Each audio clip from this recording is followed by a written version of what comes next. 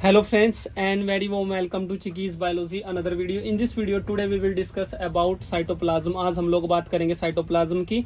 और फ्रेंड्स अगर आप लोग चाहते हैं कि चिकीज बायोलॉजी चैनल के थ्रू मैं आप लोगों को इसी तरह की वीडियोस प्रोवाइड कराता रहूं तो आप चैनल को सब्सक्राइब करने के बाद में बेल आइकन के बटन को प्रेस करना बिल्कुल भी न भूलें, तभी आपको आने वाली वीडियोस के नोटिफिकेशन टाइम टू टाइम मिलते रहेंगे। और फ्रेंड्स अगर आप लोग बायोलॉजी एंड बायोलॉजिकल साइंसेज के किसी भी कॉम्पिटेटिव एंट्रेंस एग्जाम की प्रिपरेशन कर रहे हैं या करना चाहते हैं तो ये सभी वीडियोस आप लोगों के लिए हाईली इंपॉर्टेंट है, हाईली क्रूशियल है। और फ्रेंड्स अभी हम बात कर रहे हैं सेल बायोलॉजी के इंपॉर्टेंट टॉपिक्स के बारे में। पहले से भी हमने बहुत सारे टॉपिक्स को कवर किया है और फ्रेंड्स हमने पहले से भी बहुत सारी वीडियोस को अपलोड कर रखा है चिकीज बायोलॉजी चैनल पे सब्जेक्ट वाइज मैनर में। आप लोग प्लेलिस्ट में जाके उन सभी वीडियोस को देख सकते हैं। और फ्रेंड्स अगर आप लोग NEET, CSIR, NET life sciences exam, DBT, JRF exam, ICMR, ICAR या फिर GATE biotechnology, GATE life sciences या फिर जो CUET MSc इन बायोटेक्नोलॉजी एंट्रेंस एग्जाम है इसकी प्रिपरेशन कर रहे हैं, करना चाहते हैं तो ये सभी वीडियोस आप लोगों के लिए हाईली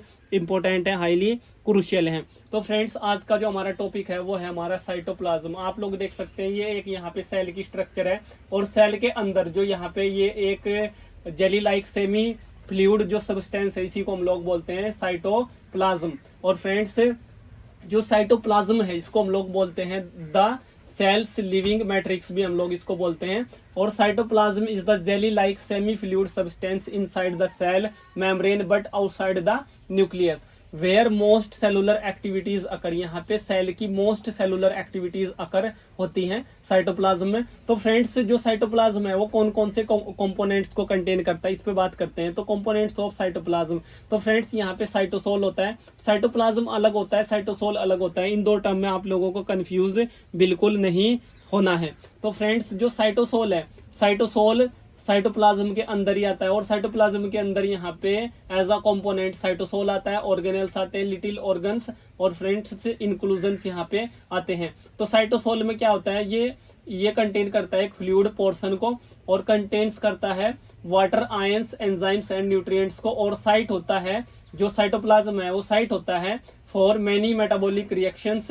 और फ्रेंड्स यहाँ पे जो ऑर्गेनल्स है, लिटिल ऑर्गन्स है, इसमें मेम्ब्रेन बाउंड स्ट्रक्चर्स होती है, for example mitochondria, endoplasmic reticulum, Golgi apparatus, और परफॉर्म होते हैं यहाँ पे स्पेसिफिक फंक्शंस। और इंक्लूजन्स में क्या है, नॉन लिविंग सब्सटेंसेस होते हैं like starch granules, pigment, droplet etcetera. और यहाँ पे टेम्परेरी स्टोरेज का भी काम होता है इंक्लूजन्स में जो कंपोनेंट ऑफ साइटोप्लाज्म है। उसके बाद बात करेंगे फंक्शंस ऑफ साइटोप्लाज्म। तो यहाँ पे बहुत सारे फंक्शंस हमने मेंशन किए हुए हैं। तो फ्रेंड्स इसमें क्या होता है, साइटोमेटाबॉलिज्म ये होता है, यहाँ ये glycolysis and other enzymatic reactions यहीं पे होती हैं। और फ्रेंड्स सपोर्ट ऑर्गेनल्स सपोर्ट्स करता है ऑर्गेनल्स को, suspends and holds them in place. और फ्रेंड्स ट्रांसपोर्ट मीडियम होता है एक तरह से, फैसिलिटेट करता है, फैसिलिटेट्स मूवमेंट ऑफ मटेरियल्स। और सेल शेप के लिए जिम्मेदार होता है साइटोप्लाज्म, मेंटेन्स स्ट्रक्चर एंड यहाँ पे कंसिस्टेंसी को ये करता है।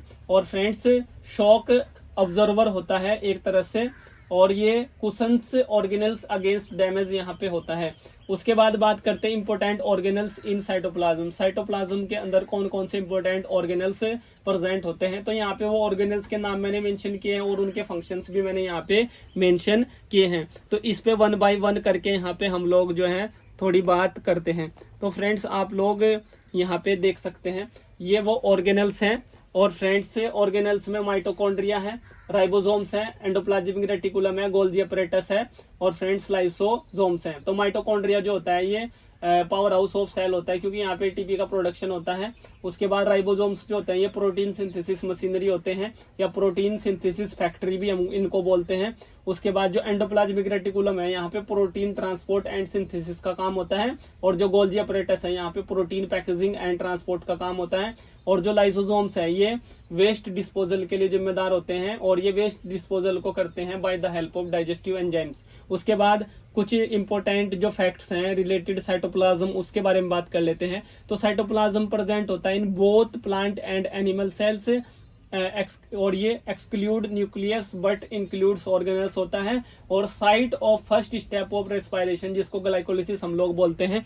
और फ्रेंड्स ये ग्लाइकोलिसिस यहीं पे होता है। आप लोग जानते हैं ग्लूकोज जो होता है वो 6 कार्बन कंटेनिंग एक कंपाउंड होता है, और 6 कार्बन कंटेनिंग कंपाउंड को 3 कार्बन कंटेनिंग कंपाउंड में कन्वर्ट करने का जो काम होता है वो ग्लाइकोलिसिस का होता है। और पायरुवेट 3 कार्बन कंटेनिंग कंपाउंड होता है। और जो ग्लाइकोलिसिस है ये 10 स्टेप का पाथवे होता है। यहाँ पे बहुत सारे एंजाइम्स पार्टिसिपेट करते हैं, और ये जो पाथवे अकर होता है ये साइटोप्लाज्म में ही होता है। और फ्रेंड्स ये जो पाथवे है ग्लाइकोलिसिस ये एक इम्पोर्टेंट मेटाबॉलिक पाथवे है, और ये इसकी जो साइट ऑफ एक्शन है वो साइटोप्लाज्म है। तो फ्रेंड्स बात करेंगे the term was coined by Rudolf von Kolliker. जो साइटोप्लाज्म का टर्म कॉइंड किया था वो किया था बाय रुडोल्फ वॉन कोलिकर। तो ये भी आप लोगों को ध्यान में रखना है। आई होप फ्रेंड्स ये वीडियो आप लोगों के लिए एक major and crucial role play करेगी। इस वीडियो से रिलेटेड या इस टॉपिक से रिलेटेड अगर आप लोगों के माइंड में कोई डाउट है, कोई क्वेश्चन है, कोई क्वेरी है, तो आप उसको वीडियो के नीचे कमेंट बॉक्स में टाइप कर सकते हैं। और अगर आप चाहते हैं कि इन फ्यूचर भी मैं आप लोगों को इसी तरह की वीडियोज प्रोवाइड कराता रहूं, तो फ्रेंड्स आप लोग चैनल को सब्सक्राइब करने के बाद में बेल आइकन के बटन को प्रेस करना बिल्कुल भी न भूले। Thank you friends.